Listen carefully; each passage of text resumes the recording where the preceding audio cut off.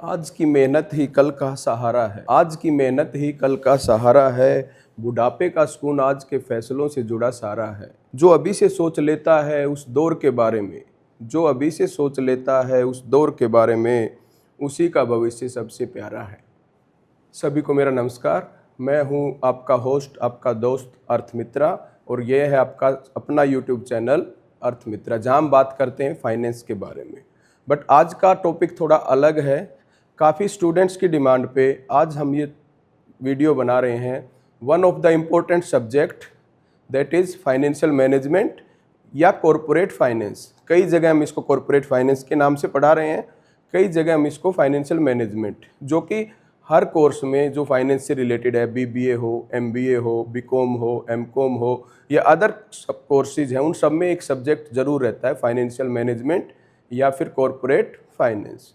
तो आज हम उसी के बारे में थोड़ा रिवीजन कह लो या कुछ मेन पॉइंट की बात करेंगे कि व्हाट इज़ फाइनेंशियल मैनेजमेंट, होता क्या है फाइनेंशियल मैनेजमेंट, इसका क्या स्कोप है, एक फाइनेंस मैनेजर के क्या क्या फंक्शन है या फाइनेंस डिपार्टमेंट के क्या क्या फंक्शन है और क्या ऑब्जेक्टिव हैं फाइनेंशियल मैनेजमेंट के। ठीक, तो ये स्टूडेंट के लिए तो है ही है यूजफुल। एक लेमैन भी जो जानना चाहता है फाइनेंशियल मैनेजमेंट क्या होता है, उसके लिए भी ये आज का वीडियो खास रहने वाला है। तो आज हम बात करेंगे फाइनेंशियल मैनेजमेंट क्या है। So first question arise, what is financial management.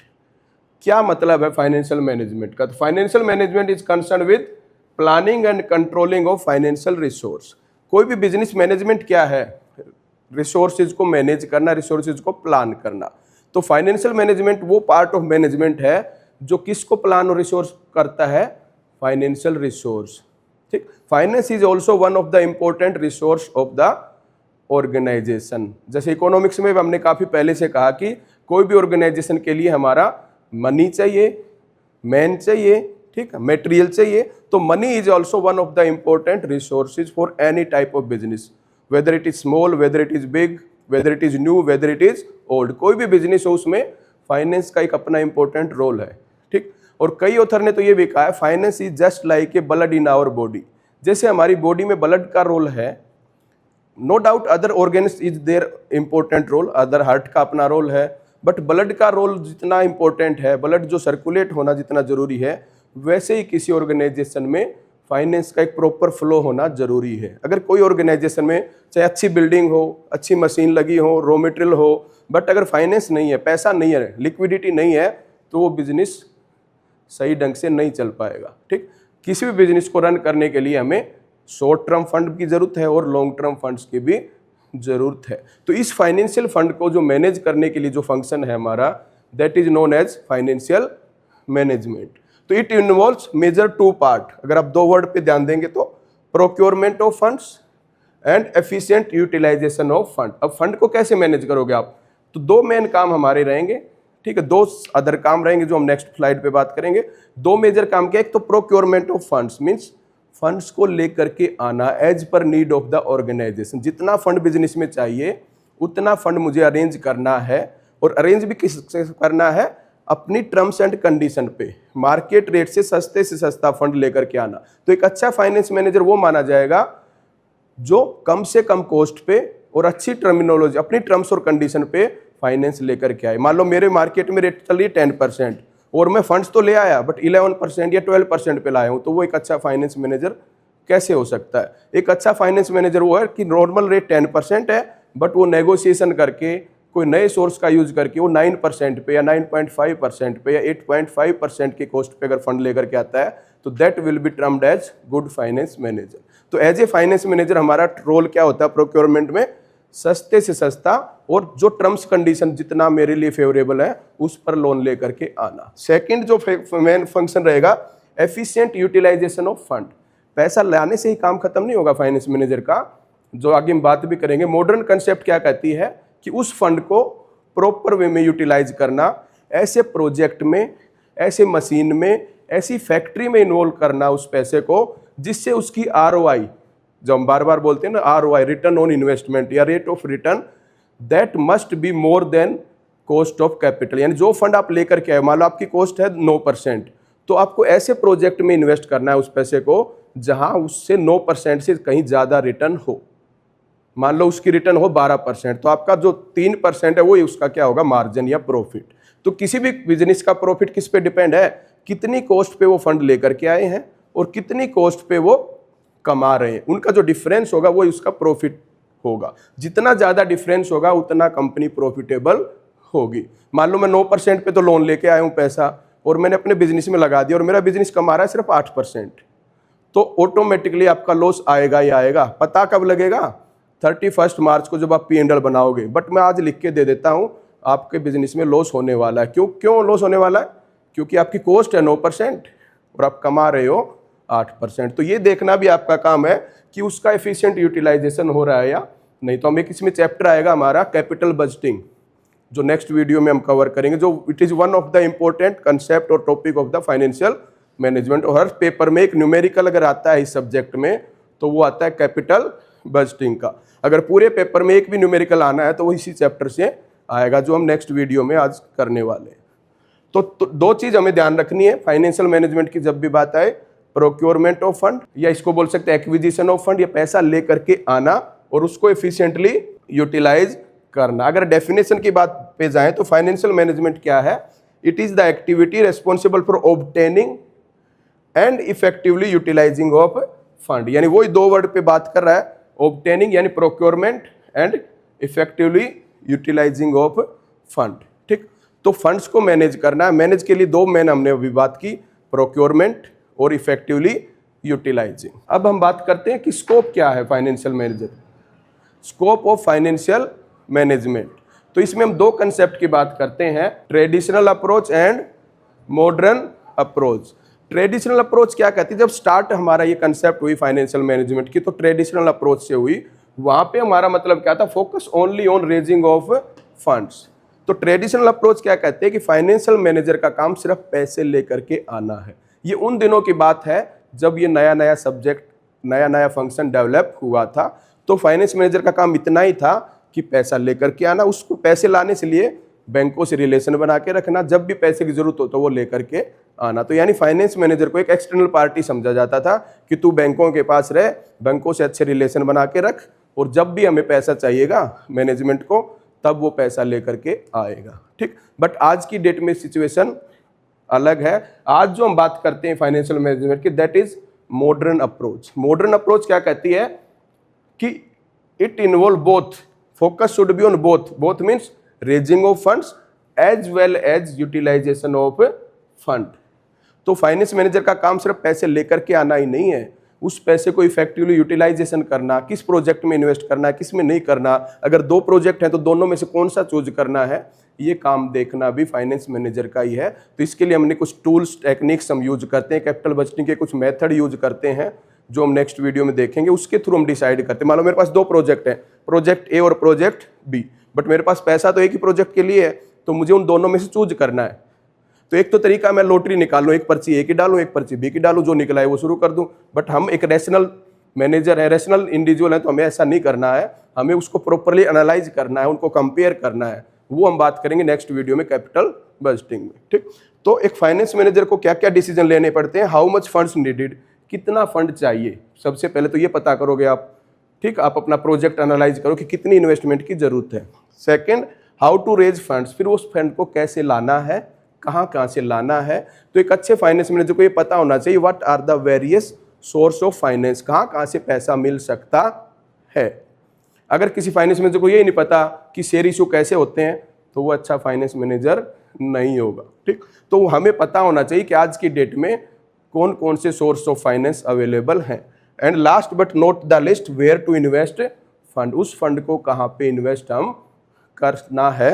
ये तीन काम हमारे मेनली रहेंगे इसमें। ठीक, तो अभी तक हमने बात की what is financial management and what are the broad scope of the financial management. ठीक, अभी हमारा जो नेक्स्ट इंपॉर्टेंट पॉइंट है that is what are the function of a finance manager और what are the function of a finance department. आप में से कुछ होंगे जो आगे फ्यूचर में फाइनेंस मैनेजर बनना चाहते हैं, आप में से कुछ ने सबने फाइनेंस स्पेशलाइजेशन लिया होगा या लेंगे अपने थर्ड सेम में। तो पहला क्वेश्चन आपके दिमाग में क्या आएगा, या आपसे कोई पूछ सकता है कि भाई ये फाइनेंस मैनेजर करता क्या है पूरा दिन या पूरे साल क्या करता होगा।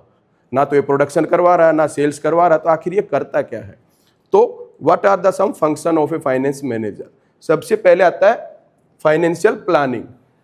फाइनेंशियल प्लानिंग, तो पहला फाइनेंस मैनेजर का काम क्या है कि वो प्रॉपर प्लानिंग करे कि कितना फंड्स हमें जरूरत है, कितना फंड हमें जरूरत है बिजनेस में, तभी तो मैं उसको अरेंज करूंगा ना।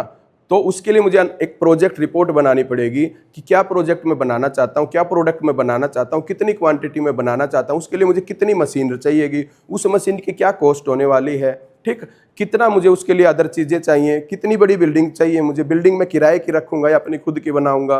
तो इस तरह मैं एक एस्टिमेट करूंगा कि what should be my capital requirement और what should be our funds requirement. तो मान लो मेरा प्रोजेक्ट निकल के आया 10 करोड़, यानी मुझे अपना बिजनेस शुरू करने के लिए 10 करोड़ रुपए की जरूरत है। तो वो पहले स्टेप से हमारा निकल के आएगा फाइनेंशियल प्लानिंग। सेकंड फिर हम करते हैं फाइनेंसिंग डिसीजन। फाइनेंसिंग क्या होता है, आपने देखा हो कुछ जो कमर्शियल व्हीकल होते हैं जैसे ऑटो होता है या ट्रक होता है, उसके नीचे लिखा होता है finance by this and this bank. इसका क्या मतलब है, इस व्हीकल को खरीदने के लिए पैसा कहाँ से आया है, उस बैंक से लोन लिया गया। ऐसे ही हमारे बिजनेस को भी कोई ना कोई फाइनेंस करता है। कोई भी बिजनेस है उसको कहीं ना कहीं से तो फंड आएगा। फंड आने के दो सोर्स हो सकते हैं, या तो मालिक खुद लगाएगा या वो कहीं से बाहर से लोन लेगा। तो उस दोनों को क्या बोला जाता है, सोर्स ऑफ फंड्स या प्रोक्योरमेंट ऑफ फंड। और इसको फाइनेंस की टर्मिनोलॉजी में उसको क्या बोल देते हैं हम, फाइनेंसिंग डिसीजन। तो फाइनेंसिंग डिसीजन कुछ नहीं है, ये डिसाइड करना है कि what are the sources of funds. Sources क्या होंगे, उन सोर्स को डिसाइड करना और उनके बीच किससे कितना पैसा लाना है, उसको बोला जाता है कैपिटल स्ट्रक्चर, जो हम आगे आने वाले वीडियो में बात करेंगे। तो कईयों को लगता है कि ये कैपिटल स्ट्रक्चर पता नहीं क्या है, रट्टा मारना पड़ेगा। नहीं, कैपिटल स्ट्रक्चर कुछ नहीं है। कैपिटल स्ट्रक्चर ये बताता है कि फंड कितना कहाँ से आएगा। मान लो मुझे 10 करोड़ रुपए चाहिए, तो मैंने ये फंड बनाया कि 3 करोड़ के मैं शेयर इशू करूंगा, 2 करोड़ का मैं लोन लूंगा, 5 करोड़ हो गए, और 5 करोड़ के मैं डिबेंचर इशू करूंगा। तो ये जो 3 का कॉम्बिनेशन है that will be known as capital structure. ठीक, उन तीनों को हम क्या बोलेंगे, कैपिटल स्ट्रक्चर। तो capital structure is the ratio between various source of finance, कि कितना पैसा हम कहाँ से लाएंगे, वो हम इसमें बात करते हैं। तो सेकंड फंक्शन हमारा हो गया फाइनेंसिंग। देन थर्ड होता है हमारा इन्वेस्टमेंट डिसीजन या इन्वेस्टिंग भी जिसको हम बोलते हैं। ये डिसीजन किसकी बात करता है, फंक्शन, कि जो पैसा मैं लेकर के आ गया हूँ 10 करोड़ रुपया, चाहे वो अलग अलग सोर्स से मैं ले आया हूँ, उस पैसे को मैं किस प्रोजेक्ट में या किस मशीन में, किस प्रोडक्ट में यूज करूँगा, कहाँ मैं उसको प्रोडक्ट, मेरे पास प्रोजेक्ट ए और प्रोजेक्ट बी हो सकता है, तो वहाँ पे मैं किस में इन्वेस्ट करूँगा, वो होगा हमारा इन्वेस्टमेंट डिसीजन। तो ये हमारे 2 मेजर फंक्शन हो गए। इसके अलावा हमारा जो नेक्स्ट डिसीजन होता है that is working capital management. इन सब को हम डिटेल में आने वाले वीडियो में बात करेंगे, आज हम एक पूरा ओवरव्यू। तो आप एक भी कह सकते हो ये जो फंक्शन है ये आपका पूरा सिलेबस है। आपकी एक यूनिट हमारी इन्वेस्टमेंट से रिलेटेड है, एक आपकी फाइनेंसिंग में है, एक पूरी आपकी वर्किंग कैपिटल में है, और लास्ट यूनिट आपकी होती है डिविडेंड डिसीजन के बारे में। तो थर्ड जो मेजर डिसीजन है that is working capital management. ये अपने आप में एक पूरी यूनिट है। यहाँ पे हम सिर्फ इतना समझ लेते हैं कि डे टू डे बिजनेस को रन करने के लिए जो वर्किंग कैपिटल चाहिए उसको मैनेज करना, वो भी काम किसका, फाइनेंस मैनेजर का। डे टू डे वर्किंग में क्या चाहिए, मुझे कैश, मुझे इन्वेंट्री या स्टॉक रखना होता है, और मुझे कुछ उधार माल बेचना होता है जिससे मेरे डेटर बनते हैं। तो इन तीनों को मैनेज करते हैं, उनको बोला जाता है वर्किंग कैपिटल। तो इसके 3 पार्ट बन जाएंगे, कैश मैनेजमेंट, इन्वेंट्री मैनेजमेंट और डेटर मैनेजमेंट या रिसीवेबल मैनेजमेंट। 3 चैप्टर हम इसमें पढ़ेंगे छोटे छोटे। एक चैप्टर है कैश मैनेजमेंट के बारे में, एक इन्वेंट्री मैनेजमेंट और एक रिसीवेबल मैनेजमेंट। और नेक्स्ट जो मेजर फंक्शन होता है दैट इज डिविडेंड डिसीजन।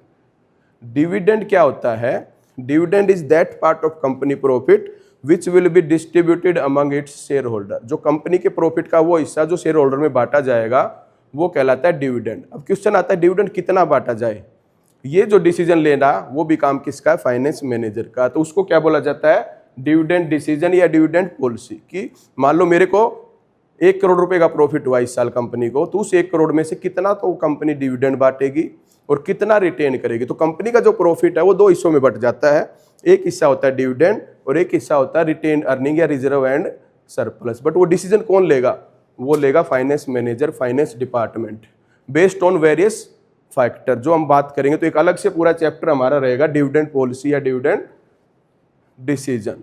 और इस पूरे को कंट्रोल करने को बोलते हैं फाइनेंशियल कंट्रोल। तो मेजर जो अगर मैं आपसे कहूँ फाइनेंस मैनेजर के क्या काम है, तो 4 चीज़ आपको याद रहनी है। पहला काम है फाइनेंसिंग या प्रोक्योरमेंट ऑफ फंड। दूसरा मेजर काम है इन्वेस्टिंग या इन्वेस्टमेंट ऑफ फंड, उस पैसे को इन्वेस्ट करना। थर्ड जो मेजर फंक्शन है that is working capital manage करना, वर्किंग कैपिटल मैनेजमेंट। और fourth last but not the least that is dividend decision या डिविडेंड पॉलिसी बनाना। और ये चारों मेजर फंक्शन भी हैं, चारों major part of financial management हैं। और इन चारों के ऊपर डिटेल्ड में किसी का 2 चैप्टर है, किसी के 4 चैप्टर हैं, ये पूरा आपका सिलेबस भी रहने वाला है। तो अगर आपका क्वेश्चन आता है what are the function, what is the scope और what the finance manager do, आपको ये सारे 4-5 पॉइंट उसको लिखना होता है। तो आज हमने बात की फर्स्ट वीडियो में what is financial management, scope इसका क्या है, traditional approach versus modern approach, और जो मेजर हमारा है फंक्शन। ठीक, आने वाले वीडियो में हम डिटेल में बात करेंगे इन फंक्शन के ऊपर। तो पहले हम बात करेंगे इन्वेस्टमेंट डिसीजन, जो आपका न्यूमेरिकल भी आता है हर पेपर में, चाहे वो MT हो चाहे AT हो। इन्वेस्टिंग का एक डिसीजन का एक न्यूमेरिकल आता है जिसमें कुछ डेटा दिया होता है, प्रोजेक्ट A का, प्रोजेक्ट B का, हमें उनमें से एक सेलेक्ट करना होता है। तो उसके कुछ मेथड हैं, कुछ फॉर्मूले हैं जो हम आने वाले वीडियो में बात करेंगे। ठीक, तो आज के वीडियो के लिए अभी इतना ही रखते हैं। आशा है कि आपको पसंद आया होगा। ठीक, और जैसा हर बार की तरह अगर आपको ये वीडियो पसंद आया है तो इसको लाइक करें, सब्सक्राइब करें, शेयर करें और कमेंट जरूर डालें, ताकि मुझे पता लगे कि आप और क्या चाहते हो, क्या आप मेरे वीडियो से खुश हैं या नहीं, कुछ चेंजेस चाहते हैं तो वो बताइए, और या कुछ ऐसा टॉपिक जो आप पहले चाहते हैं तो वो भी आप कमेंट में डाल सकते हैं। Okay, thank you.